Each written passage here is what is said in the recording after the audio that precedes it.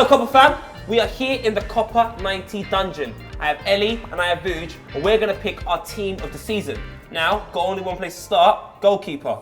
Who would you have as your goalkeeper between your sticks? David De Gea, man. Think about the defence he's had to play with. Awful. It's like having no defence. He's had nothing. Yeah. And the saves he's pulled off, and one in particular, a couple of weeks ago, yeah, struck his hand out against Crystal Palace. It's those moments where I feel in shot stopping, he obviously hasn't kept the most clean sheets, but that guy deserves that place. How about the guy, Fraser Foster? A keeper there's not a lot of light shed on him because Southampton are 7th in the league, but he's been just as vital. But Southampton, I feel, as a defence, have a good defence. But guys, I think we're missing the big picture. You've got Thibaut Courtois here, the guy who's champion of the league.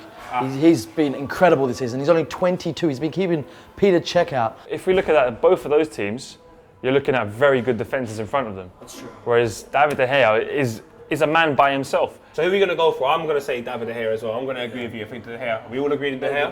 David De Gea. De Gea. All right, De Gea Gea in it goal. is. Full-back time. Let's start with the right back. There's not many contenders, I feel, for this position this season. Ivanovic, he's been an integral player to Chelsea at the back. Very reliable. You know what you're getting with Ivanovic. Nathaniel Klein. Yeah. English lad, which does help all the time to get into these teams of the seasons. Ivanovic for me as well, though. A lot of people are going to say Ivanovic is caught out of position a lot. Okay.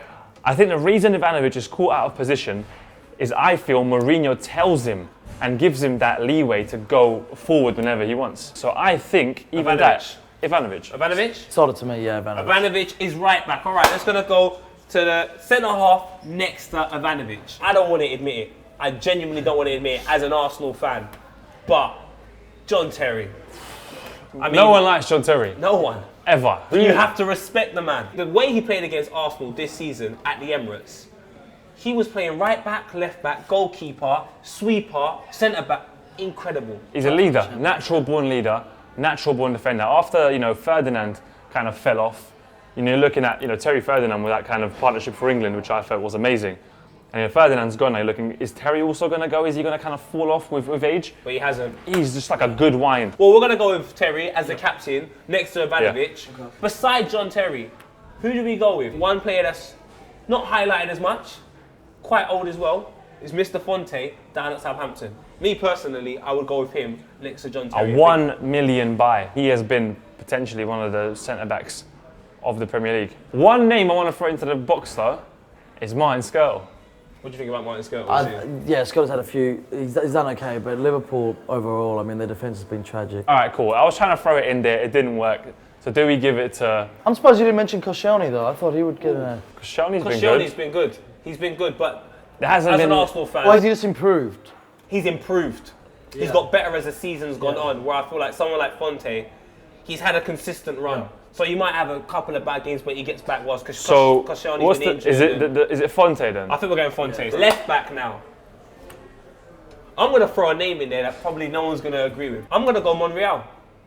Yeah. I'm literally going to go Monreal for one. I know it sounds absolutely crazy. He's not one of the most glamorous players at Arsenal or in the Premier League, to be fair. But he has given consistent, solid performances for about 6 months. I think Ryan Bertrand. Okay. I think Ryan Bertrand, he was a Chelsea player. Yeah. One of those players that just they didn't want, wasn't good enough for them apparently, and he's got into the Southampton side. How many clean sheets have they kept? How many assists did he get? He got a couple crucial goals. I think all round, if you're looking at him going forward as well as defending, I would give it to Bertrand over Monreal in terms of effectiveness during the season. I'm going to throw another spanner in the works, guys. I'm going to say Creswell, the guy from West Ham. He's signed this year. I think Chelsea are talking about getting him. And if you've seen any of his free kicks, you'd realise this guy's a talent. I don't know thoughts on that. I just think he's one of them English players that maybe a little bit overrated, overhyped. I think I'm going to have to agree with Vuj. Okay. I think Ryan Bertrand is probably the best shout for left back. So we've got our defence sorted. We have our defence. That's a strong defence. De Gea in goal. Then we have 2 Chelsea boys, Ivanovic and Terry, 2 Southampton, Fonte and Bertrand. Moving on to midfield, are we going to go 4-3-3 or 4-4-2? I'm not really feeling all this, malarkey of 7-5-1, 3-3-5. Let's stick it to the traditional 4-4-2. Yeah. That's how teams of the season are decided, in my opinion. Cool. DM. Okay, let's not... DM what? DM who? DM Matic. Yeah? Nemanja. Oh, Nemanja. Oh, he does all the jobs no one likes doing. He's that domestos, you know? Yeah. He gets in the grimy places. He'll be at that corner flag. You know, he'll be in the box. He'll be in the middle of the park. He'll be behind the keeper on the line. He's just everywhere. Are we all going to say Matic? 100%. Who's going to be his centre midfield partner? Well, the guy that plays with him, unfortunately, Fabregas. Fabulous. Fabulous. Yeah. The traitor, I'm sorry, poet, but the man is sheer quality. Started off the season with such a bang. I feel That assist versus Burnley was just. It just gave Chelsea that energy, you know? He's fallen off this year, and if you look at it, it's an ongoing pattern in his whole career. Me personally, Oh, I know what he's going to say. Sigurdsson, Eriksson. oh, Santi Cazorla. I feel Santi Cazorla from November up until now has been very effective. I would push more for Santi Cazorla because I think the impact he's had at Arsenal is stronger than the impact Cesc has had at Chelsea. I think what we're missing here is a boy from your team, Vuj. He's been a star, Coutinho, nominated for Player of the Season, scored a couple incredible goals, very important matches. He banged in the goals, it's true. I think he had that crazy spurt, you know, when we actually talked to him, did a little piece with him. But I feel he dipped. That's the same with Cesc though, the consistency. Half a season man. I just feel like, But who's had a stronger one then? I just feel like Santi Cazorla. We're going to have to give it to the democratic vote. Cool. Hands up for Fabregas. Santi I Cazorla. understand everyone just hates Arsenal. I understand. We keep the best ball. Wide players. Yeah. I think it's self-explanatory. Easy. This makes it a lot easier. Go forward. I say we pick Sanchez. Sanchez. Yeah, let's go. We know who the other name is going to be as well. I mean, Sanchez, the man that was meant to go Liverpool, didn't want to live in Liverpool, wanted to go London and go shopping with his missus. What I love about the South American mentality is they just don't give up. They keep running. You know, they'll bite, they'll fight, they'll spit on you, they'll trot on your Achilles ankle, they'll steal your mum's purse, but they're going to score a goal. And he plays with a smile on his face. There's not many players in the Premier League that play with a smile on his face. He's happy. He's going to be at Arsenal for many years. I hope. I hope not. At Chelsea, they've got a boy who was the Player of the Year. They've got Football Writers Player of the Year probably. Eden Hazard. Yeah. Is that Easily. I mean, who else would you put there, you know? We've got Matic and Cesc in the middle of the park. We've got their Chelsea mate, Eden Hazard on the left, and we got Alexis Sanchez, one Arsenal man, finally, on the right-hand side. It's now time to go up front. I don't think, again, there's many candidates. There's not a lot. I wouldn't say Daniel Sturridge, he's hardly been here. I wouldn't say Olivier Giroud, he's been here, but he's hardly been here. I think the three names that are probably going to stand out in most of our heads, Costa, Kane, and Aguero. It's out of those three, you have to pick two. It's out of those three, really. Let's go to the English lad first, yeah? Harry Kane. Harry Kane, surely no one can argue. He's playing at Tottenham. Their best player is a goalkeeper.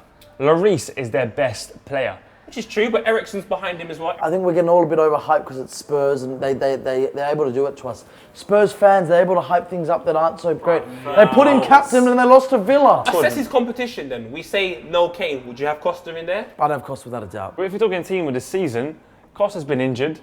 He hasn't been that amazing. He's had an amazing. He's a better player. But this season, season, an amazing team around him. Oh, amazing team. Look at the team we've picked. There's like 7 Chelsea players already. Costa's the guy who came in, the first 5 games he scored 7 goals. He came in and just bossed and said, I'm owning this league. And there was so much stigma around, is this going to be the next Torres? Coming in and taking his role. Look what Torres offered them and look what he's offered them. Straight away, he's come in and said, I'm Costa, I'm showing you how it's I think you're looking too much at the story around it. Do we have Costa and Kane up front? I'm saying Costa and Aguero. I think Aguero, like you were telling me earlier, let's talk about Aguero. Let's talk about Aguero. Have we not cemented Kane? Have we cemented anyone? Let's pause. Go on. Aguero, top goal scorer in the league. Mad. Without even trying, it seems. I think Aguero has cemented his place at the top. He has to be there. You can't not be if you're top goal scorer. But now we've got to talk about. All right, let's talk about Costa and Kane. I just think sometimes a mechanic is only as good as his tools. You look at the tools that Diego Costa has around him. Mad. Cesc, Hazard, Willian, Oscar. Then you compare that to what Kane has around him. Chadley, Lamela.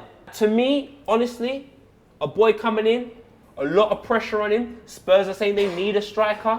And it takes the youngest boy that wasn't even in the first team to step up from November up until May. And let's not forget, goals away at Anfield. 2 goals at Chelsea. Couple goals against Arsenal. John Terry saying that's the hardest striker he's played against all season. Was that Terry's words? That was Terry's words. Now, like Vuj said, if you're talking about quality, Diego Costa all day. I was talking about this season. So who would you say? Harry Kane. And I have to agree. So democratic vote, Majority Harry votes. Kane and Aguero up front. And I'm an Arsenal fan. I'm going. If John Terry said that, I'll go that as well. So we're going to have We got Harry it. Kane at the top of the team. All right, boys. We've got Kane and Aguero up front. I think we can all agree this is a good team. Incredible, yeah. Very good team. Copper fam, you see how difficult it is. Please like this video. Make sure you subscribe to Copper 90. And most importantly, leave a comment. Let us know your team of the season.